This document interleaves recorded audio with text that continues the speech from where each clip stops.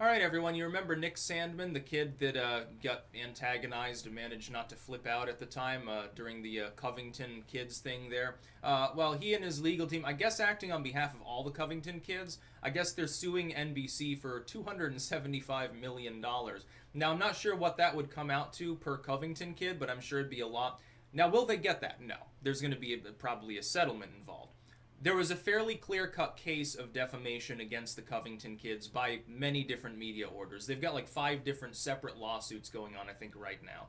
I'm sure that settlements will be made. It's just a matter of what the number will be. Ultimately, at the end of the day, even if only 3 or 4 of these settlements successfully goes through, each of the Covington kids is going to have 6 figures easy. And so they're starting their young adult life. They're going to college, getting job stuff.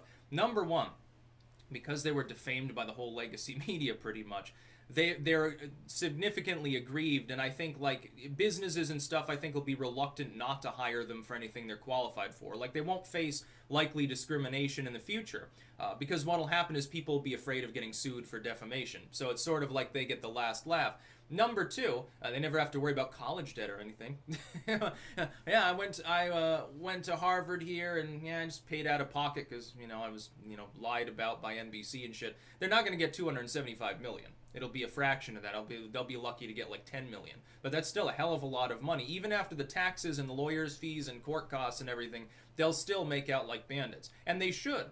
Yes, when a group of people, especially people that are, they're not adults yet, they're high schoolers, is being put on national TV. Nobody's like giving them permission to use this footage anyway for their clickbaity bullshit. It's not technically even newsworthy from the get-go, and it becomes international news. And lies are told about them. Yes, they're significantly aggrieved. It was defamation. It was funny when the dude that was the drummer dude. It was funny because I think in the wake of this, didn't it turn out that he had done like frivolous lawsuit shit in the past? And like, stolen valor shit. I think that was the allegation anyway. I didn't really follow up on that. But the Covington kids, it's a clear-cut case. Like within a couple of hours.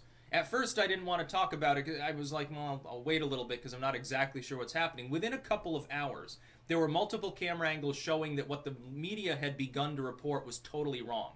Some of them picked up on this early, and they issued retractions, took down stories and stuff. They said, okay, it's not clear what's going on in this video. We're going to, sort of wait and see. Here's the allegation. Here's another allegation.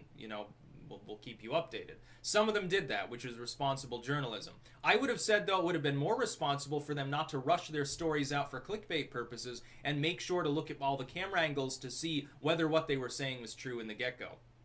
Now, of course, if you issue a retraction in a timely manner, you probably don't have to worry about a lawsuit. They can still sue, and these companies might still be tempted to settle with them, like, look, just fucking leave us alone. We issued, you'd probably lose because we issued a retraction within 10 minutes, so, fucking take $500,000 or whatever. They can do that. These are massive, massive corporations. They can give them millions of dollars. They make that in an hour, probably. They don't give a shit.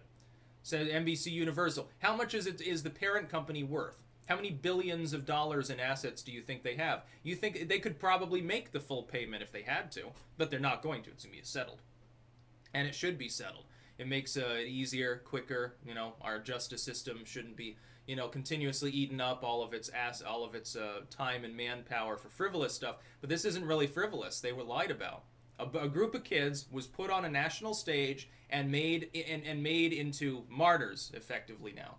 Even like 3 or 4 days later, people are saying, well, look at these smug little white bastards, and they're so racist and evil. And it's like, this trickled down to regular lay people. The most concerning part wasn't the initial defamation.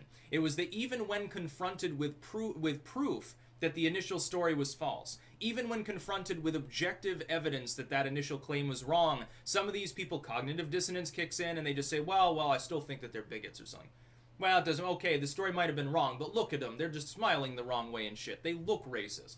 That's what they did. They were confronted with evidence. There were only 2 groups in the entire course of events related to this that shouted racial slurs. One of them was one of the Native American marchers saying, go back to Europe.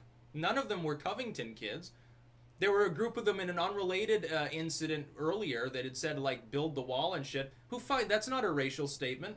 So they support border security. Who fucking cares? What, they don't have First Amendment rights? They should be defamed and harassed and abused because they decided that they support, you know, they wear a Trump hat or something? Who fucking cares about that? No. I hope my kids, if I have them, have such self-restraint. Oh, you got antagonized by someone that's, you know, 3-4 times your age, as part of a heated group of people who are shouting, like, weird racial shit at you. Right after the black Israelites were shouting racial slurs at both groups of people. That's what they were trying to shout down in the first place with their school war whoop stuff. I remember, like, the next day, you remember briefly there, they were trying to say that the school was encouraged blackface. Like, they had a blackout day, which I guess they go to, like, a rally or sports event or something, they just have wear colored paint. And it doesn't actually have to be black. Like, there are other pictures showing them all, I think it was in blue or yellow or something like that. But somehow it became a huge problem. And some of these commentators who should be sued for this probably were like, oh, well, look, their school has a blackface culture too. Yeah, like you've never seen anyone painted solid red, white, and blue at a Patriots game or something like that. What color do the Raiders fans paint themselves sometimes? It's not blackface, dude. It's fucking logos and slogans and shit like that. It's sports. Which, you know, the sports are weird, but, you know, it's part of their school culture, I guess. Who cares? Now, it was interesting to see how much defamation they could heap upon defamation. And now they have to pay the fucking price. And it's good. They should. I mean, I hope that they have to pay the whole amount. It's just not realistic to think that that'll happen. That's about all. Peace out.